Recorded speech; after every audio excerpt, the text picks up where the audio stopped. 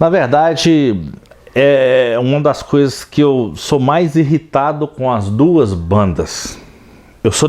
Aí até eu agradeço pela oportunidade, pela primeira vez, de eu poder falar o que eu penso realmente sobre o Live Evil, sobre o Speak of the Devil.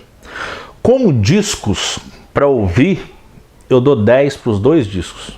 Mas agora eu vou falar o que aconteceu de verdade nos bastidores desses dois discos. Foram, na verdade, a maior sacanagem da história das duas bandas. Isso aí vão estar encontrado em 3 livros. O Heaven Hell, do Joey McLeaver, que é um livro interessante do Black Sabbath para você ler. O Destruição Desencadeada, ou Don't Let Loose, que é o do Marshall Popoff. E na própria biografia do Tony Iommi.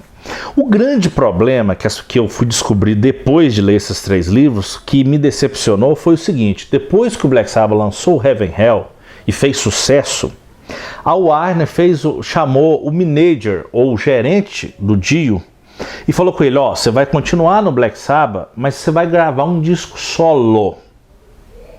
Eu tomei um impacto quando eu li os 3 livros, e eles confirmaram, que foi a coisa mais... Ele não saiu do Black Sabbath, mas a Warner Bros. Contratou o Dio para gravar um disco solo estando no Black Sabbath. A partir do momento que você vai compor um disco solo para você, e você começa a compor uma música, você vai dar para a banda a sua melhor composição, ou você vai começar a guardar para o seu disco solo? Aí houve um diálogo, uma briga, onde o Tony Iommi falou assim: por que você não está deixando... Se você está compondo um disco seu, você tem que mostrar para nós, porque primeiro você tem que pensar no Black Sabbath e não no seu disco solo. Tudo bem de você gravar esse disco solo. Aí o Dio não... Aí começou o desentendimento. Aí o Dio tinha feito a turnê, eles tinham gravado um show em Santo Antônio, Dallas, e aí o Dio sai da banda. Então quando foram masterizar o Live Evil, o Dio já não estava na banda. E o que aconteceu com o Speak of the Devil? Então o que o Ozzy fez? Poucos fãs devem saber disso. O show do Speak of the Devil nunca aconteceu. O Speak of the Devil é uma gravação em estúdio, aquela plateia é falsa. Aí que é a loucura. A Sharon fabricou o disco, então realmente o Ozzy viu e adiantou o disco dele 2 meses antes do Black Sabbath. Só que o pior, nunca existiu aquele show com um repertório só do Black Sabbath, ele nunca fez aquele show.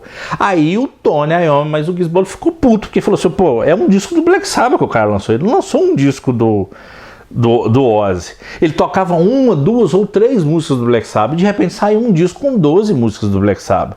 Então, ou seja, o Ozzy ia lançar um disco com um guitarrista morto, e os Black Sabbath já ia lançar um disco com um vocalista, ia vender um disco com um vocalista, mas não ia avisar para os fãs, mas o cara nem na banda estava mais não.